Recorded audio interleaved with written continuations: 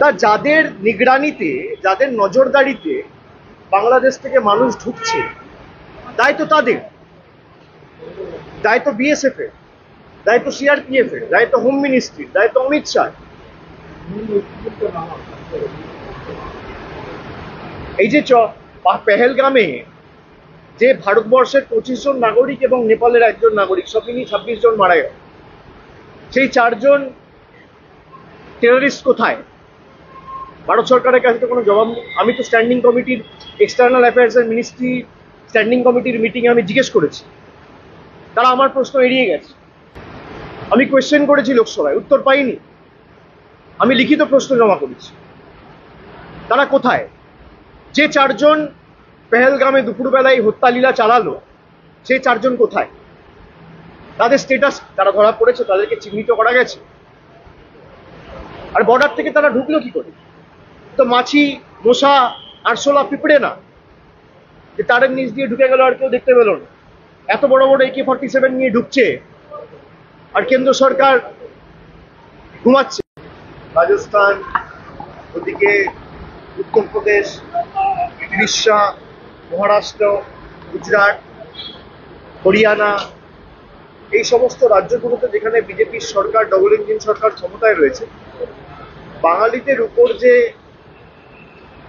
পূর্ব পরিকল্পিত অত্যাচার, হিংসার একাধিক ঘটনা, বিজেপির প্রতিহিংসার রাজনীতি, এর বুড়ি বুড়ি উদাহরণ উঠে আসছে যতদিন যাচ্ছে। এবং যারা SIR এর নাম করে বাঙালিদের উপর অত্যাচার করছে, গতকাল আপনারা দেখেছেন বিহারের একটি ঘটনা, যেখানে সাধারণ মানুষের নাম বাদ দিয়ে কুকুরের নামে রেসিডেন্সিয়াল সার্টিফিকেট ইস্যু করে ভোটার ID কার্ড হচ্ছে। মানে মানুষের ভোটাধিকার ছিনিয়ে নিয়ে কুকুরের নামে রেসিডেন্সিয়াল সার্টিফিকেট ইস্যু করা হয়েছে, এবং সে কার্ডে লেখা রয়েছে তার নাম হচ্ছে, তার পিতার নাম কি, কুত্তাবাবু।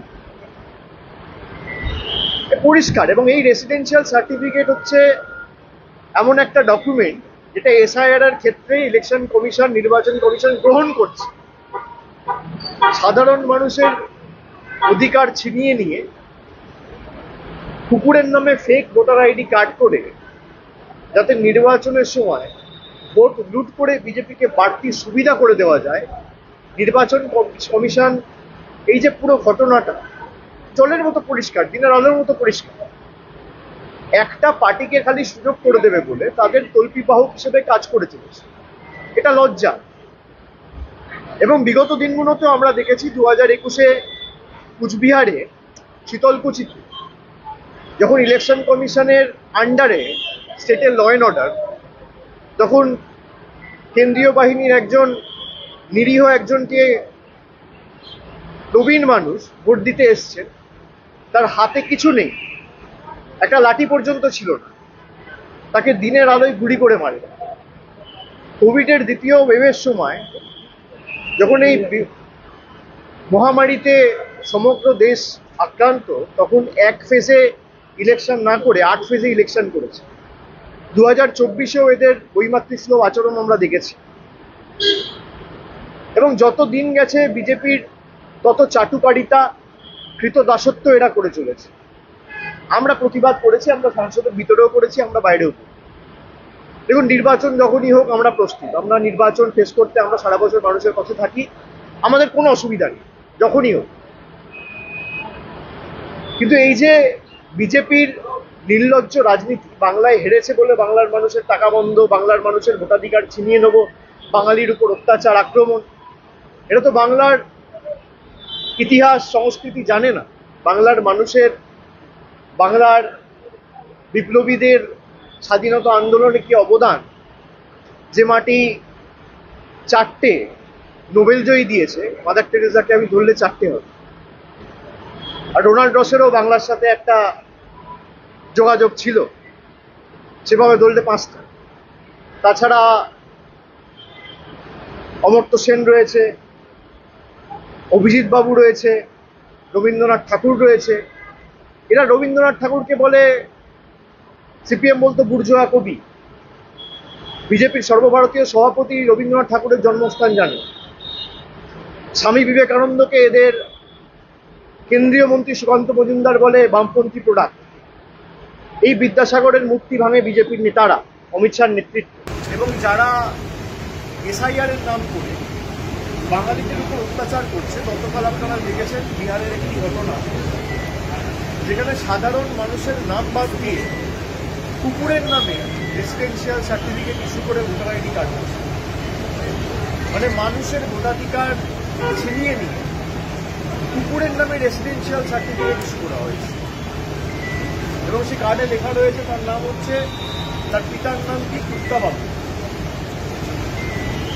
পরিষ্কার। এবং এই রেসিডেন্সিয়াল সার্টিফিকেট হচ্ছে এমন একটা ডকুমেন্ট যেটা এসআইআর এর ক্ষেত্রে ইলেকশন কমিশন, নির্বাচন কমিশন গ্রহণ করছে। সাধারণ মানুষের অধিকার ছিনিয়ে নিয়ে কুকুরের নামে ফেক ভোটার আইডি কার্ড করে যাতে নির্বাচনের সময় ভোট লুট করে বিজেপিকে বাড়তি সুবিধা করে দেওয়া যায়, নির্বাচন কমিশন এই যে পুরো ঘটনাটা জলের মতো পরিষ্কার, দিনের আলোর মতো পরিষ্কার, একটা পার্টিকে খালি সুযোগ করে দেবে বলে তাদের তল্পিবাহক হিসেবে কাজ করে দিবে। এটা লজ্জা। এবং বিগত দিনগুলোতেও আমরা দেখেছি 2021-এ কুচবিহারে শীতলকুচিতে যখন ইলেকশন কমিশনের আন্ডারে স্টেটের ল অ্যান্ড অর্ডার, তখন কেন্দ্রীয় বাহিনীর একজন নিরীহ একজনকে প্রবীণ মানুষ ভোট দিতে এসছে, তার হাতে কিছু নেই, একটা লাঠি পর্যন্ত ছিল, তাকে দিনের আলোয় গুলি করে মারে। কোভিডের দ্বিতীয় ওয়েভের সময় যখন এই মহামারীতে সমগ্র দেশ আক্রান্ত, তখন এক ফেজে ইলেকশন না করে 8 ফেজে ইলেকশন করেছে। 2024-এও এদের বৈমাতৃষ্ণ আচরণ আমরা দেখেছি। এবং যত দিন গেছে বিজেপির তত চাটুকারিতা, কৃতদাসত্ব এরা করে চলেছে। আমরা প্রতিবাদ করেছি, আমরা সংসদের ভিতরেও করেছি, আমরা বাইরেও করেছি।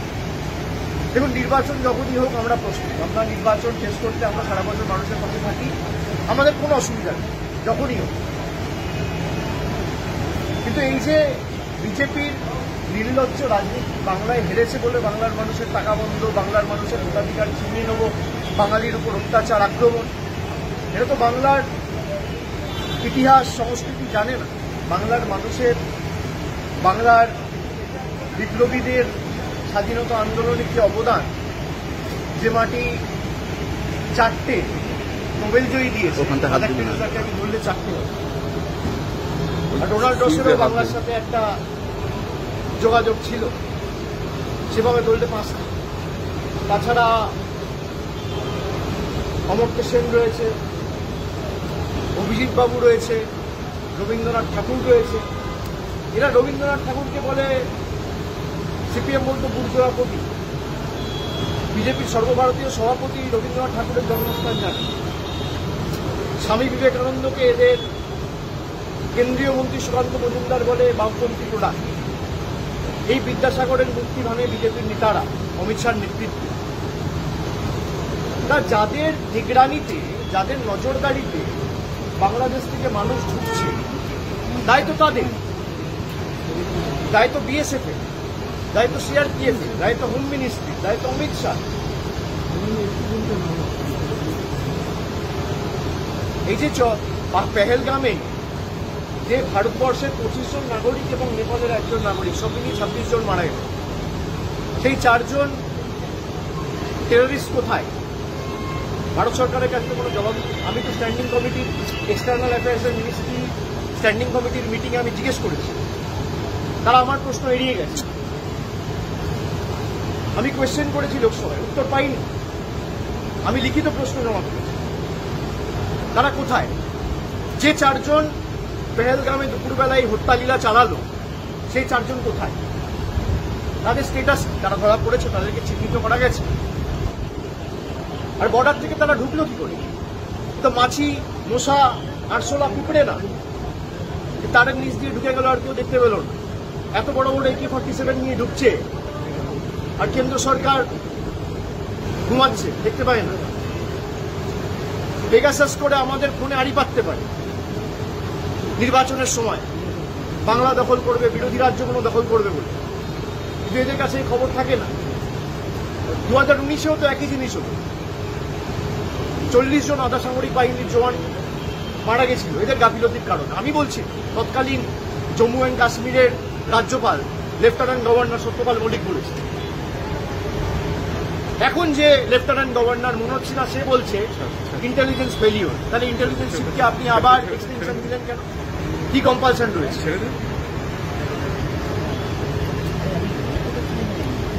দ্বিতীয়বার সরকার হয়েছে, প্রায় 1 বছর হয়ে গেছে। আপনি বলুন মানুষ কি সুরাহা পেয়েছে? কি সুরাহা পেয়েছে? খালি বিভাজন, বৈষম্যের রাজনীতি ছাড়া এরা কি করেছে মানুষের জন্য? 1 বছরে বাংলার জন্য কি করেছে? সুকান্ত মজুমদার মন্ত্রী হয়েছে, কবার বাংলার জন্য কটা কথা বলেছে? তাকে যদি কেউ রাস্তায় ঘিরে গালাগালি দেয়, প্রতিবাদ করে, সে চিঠি লিখে স্পিকারকে জানায়, স্বরাষ্ট্রমন্ত্রীকে জানায়, প্রধানমন্ত্রীকে জানায়। বাংলার মানুষের টাকা বন্ধ প্রায় 5 বছর ধরে কবার জানিয়েছে, কটা চিঠি লিখেছে? বলছে বাংলায় রোহিঙ্গারা থাকে। কত রোহিঙ্গা আছে দেশে, বিশ্বে, এদের কাছে কোনো তথ্য রয়েছে? তো অশিক্ষিত, জানে না। আর যারা বাংলার মানুষের উপর অত্যাচার করছে তারা 2021-এ আর 2024-এ যা শিক্ষা পেয়েছিল, 2026-এর শিক্ষা আরো কঠিন হবে। বাংলার মানুষ আর যাই হোক মাথা নত করবে না, আমরা মাথা নত করবো না।